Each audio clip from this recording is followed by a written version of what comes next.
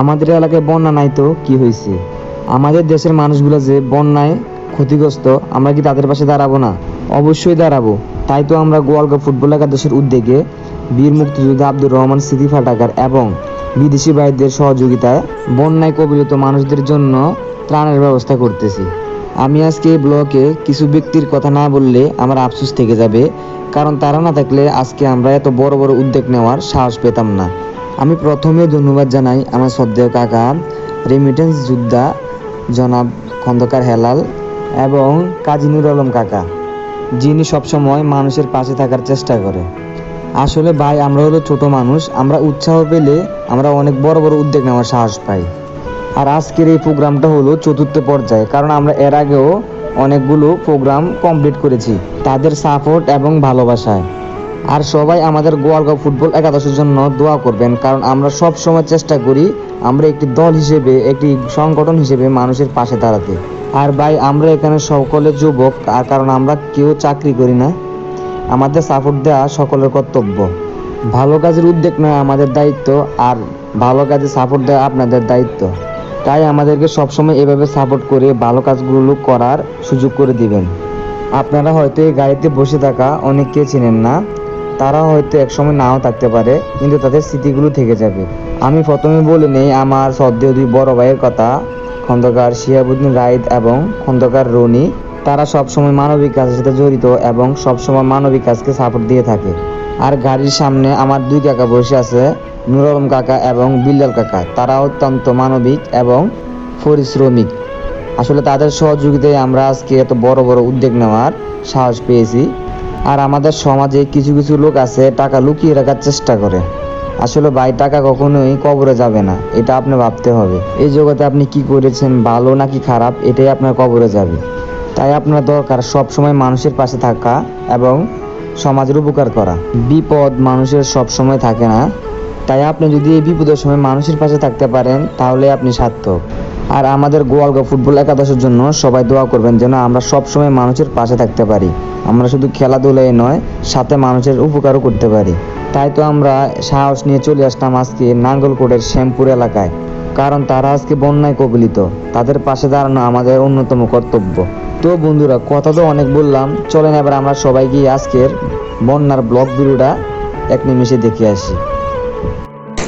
Hello viewers, আসসালামু আলাইকুম। আমরা আজকে চলে আসলাম গোয়ালঘর ফুটবল একাদশের উদ্যোগে বীর মুক্তিযোদ্ধা আব্দুর রহমান স্মৃতি পাঠাগার এবং বিদেশি ভাইদের সাহায্যে আমরা আজকে চলে আসলাম ত্রাণ নিয়ে নাঙ্গলকোট শ্যামপুরে। আসলে শ্যামপুরের অবস্থা খুবই খারাপ, দেখেন চারিদিকে পানি, আর শত শত মানুষ পানিবিদ্ধ হয়ে আছে।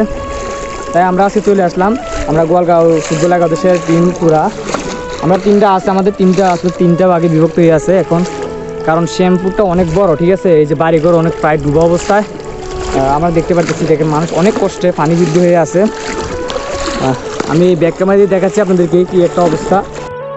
এই যে গাইস দেখেন, ওই যে বাড়িঘর প্রায় পানিবিদ্ধ হয়ে গেছে, তারা বাজার খরচ কিছু করতে পারে না, বাড়ি থেকে বের হতে পারে না, আমরা দেখতে পাচ্ছি।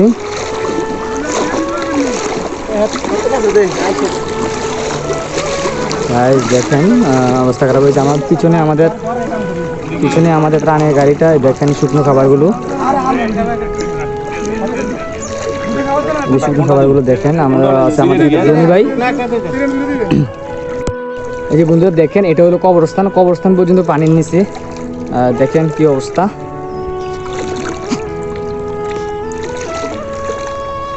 এই যে বাড়িঘর, দোকানঘাট আসলে সবই বন্ধ আছে বর্তমানে।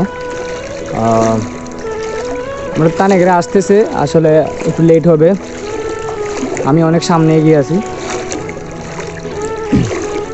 ভাই, আপনারা আজকে কয়দিন যাবত পানিবিদ্ধ এখানে? বুধবার থেকে পানি, মানে বুধবারে আমরা এখানে পানি উঠছে। আসলে এইদিকে কেমন ত্রাণ দেওয়া হয়? মোটামুটি 1.5 লেগে যায়, তবে আমরা এই বাড়ির ভিতরে 4টা ফ্যামিলি আছে, কম পাইছি, আর সব ওইদিকে লো যেতে আছে। এদিকে দেয় না, এদিকে মানে ওইদিকে লো যা কইছে আইতে দিব, আর ওইদিকে তো দি আর শেষ। তো আপনাদের এলাকাটা কত বড় হবে? এই যে বিশাল, শ্যামপুর গ্রাম বিশাল। আপনারা কি বাজার খরচ করতে পারেন? হ্যাঁ, বাজারে নৌকা ছাড়া তো যেতে পারেন না, নৌকা দিয়ে উড়ি যায়, নৌকা দিয়ে যায়, এই এমনি এমনি ফানে দিয়ে দিয়ে যায় কি করবো আসি বাড়িতে আমি আছি আর ওই মেয়ে একটা আছে আমার ঘরে। আপনি কি করেন?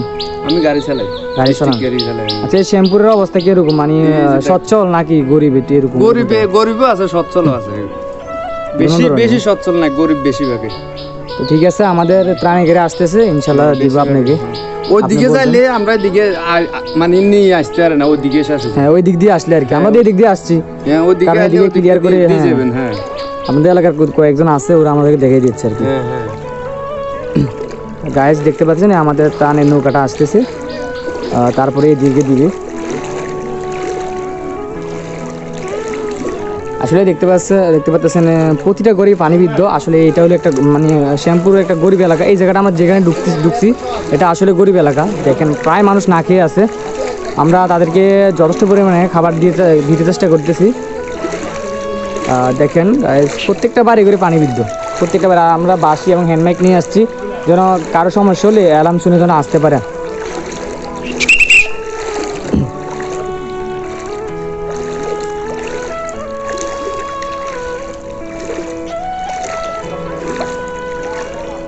তো বন্ধুরা দেখেন এই বাড়িগুলোগুলা মানে বুক সমান পানি, প্রায় আমি তো রাস্তায় আছি, দেখেন বুক সমান পানি। আসলে এইসব বাড়িঘরে কোনো মানুষই নেই, তারা আশ্রয় কেন্দ্রে অবস্থান করেছে। দেখেন রাস্তায় কারেন্ট জাল, আপনারা দেখতে পাচ্ছেন রাস্তায় কারেন্ট জাল দিয়ে রাখছে। খুবই শোচনীয় অবস্থা শ্যামপুরের, পশ্চিম শ্যামপুর। এটা বাড়িঘরগুলা প্রায় ডুবে গেছে। আসলে আজকে এই অবস্থা, তাহলে আর কয়েকদিন আগে কি অবস্থা ছিল এই জায়গার বাড়িঘরগুলা। আসলে আমি যথেষ্ট চেষ্টা করি মানুষকে সব কিছু দেখার জন্য ক্লিয়ারভাবে। আপনাদের জন্য এত কষ্ট করে আমি ভিডিও করতেছি আর আপনাদেরকে দেখাচ্ছি। এখানে কবরস্থান, কি অবস্থা, কবরস্থান পানি নিচ্ছে পুরা।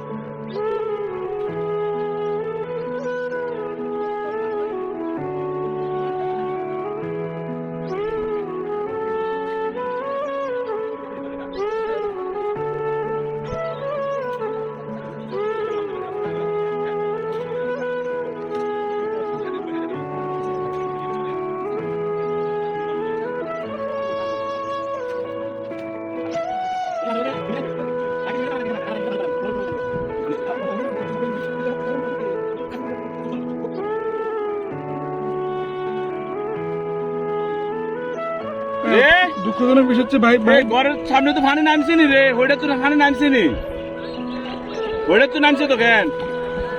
ঘর শুকিয়ে গেছে, এখন ঘরটা ধুয়ে দিতে হবে না, পরে ধুলে আমরা কাঁচা কাঁচা ধুয়ে নেবে। ফসল ভাই সাথে ফসল ভাই কি তো বন্ধুরা ভিডিওর শেষে চলে আসলাম। ব্লগটা কেমন হয়েছে সকলে বলবেন, আর সবাই চেষ্টা করবেন মানবিক কাজে সহযোগিতা করার জন্য। তো বন্ধুরা সকলে ভালো থাকবেন, দেখা হবে অন্য কোনো নতুন ভিডিওতে। আল্লাহ হাফেজ।